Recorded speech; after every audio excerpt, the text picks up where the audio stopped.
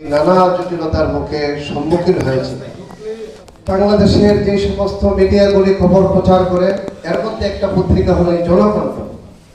জনকণ্ঠ যেটা মুসলমানদের বিরুদ্ধে লেখে, বরাবর দেখা গেছে কি তারা ভারতপন্থী, ভারতের সকল কিছু তারা বাংলাদেশে ইসলামপন্থীদের যত খবর আছে তারা প্রচার করে।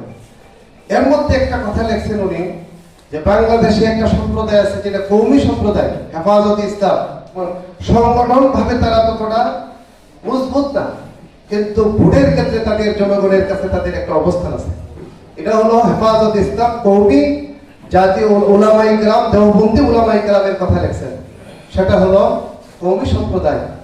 কিন্তু অত্যন্ত আফসোসের বিষয়, আমাদের মধ্যে অনৈক্য থাকার কারণে আমাদের ভোটের ক্ষেত্রে জনগণের কাছে যে আমাদের একটা অবস্থান আছে, সেই ক্ষেত্রে আমরা আমাদের জায়গা থেকে কাজ করি না। মেম্বারে যখন ওয়াজ করতে বসি তখন আমরা দেখা গেছে কি যে আযাব গজবের কথা বলি, কিন্তু ইসলাম যদি প্রতিষ্ঠিত না হয়, ইসলামের পক্ষে যদি ভোট না দেওয়া হয়, আমাদের উপরে যে আল্লাহর গজব আসবে এই কথাটা আমরা বলি না।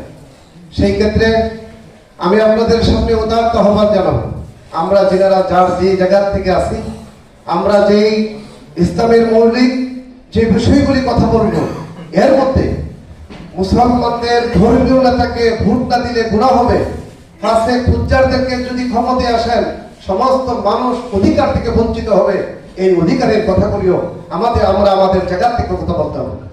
সেই ক্ষেত্রে আমি আমার যিনারা আমার উলামায়ে দেওবন্দ তথা কওমি সম্প্রদায়ের যে সমস্ত অনুসারী ভাইরা আছেন, আপনারা আপনাদের কথা বলেন। এখন যে প্রেক্ষাপট সারা বাংলাদেশে যে ইসলামের যে জয় জয়কার শুরু হয়েছে, আশা রাখি একদিন সারা বাংলাদেশে আজ হোক কাল হোক ইসলামের একটা পতাকা ইনশাআল্লাহ উত্থিত হবে। আমি আমার ভৈরব কলিয়ারচরের যে পক্ষ থেকে যে প্রার্থী মাওলানা আতাউল্লাহ আমিন, আমি আমার জায়গা থেকে যতটুকু পারি আমি আমার জায়গা থেকে চেষ্টা করব।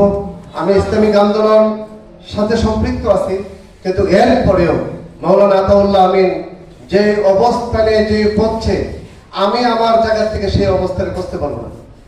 আমি মনে করি যে আমার এই সম্পদ, আমার এই দেশের রত্নকে সারা বাংলাদেশে ছিল, সেটাই আমার প্রচেষ্টা। আমি আমার জায়গা থেকে আমি চেষ্টা করে যাবো ইনশাআল্লাহ। আল্লাহ তাআলা আমাদেরকে তৌফিক দান করুন।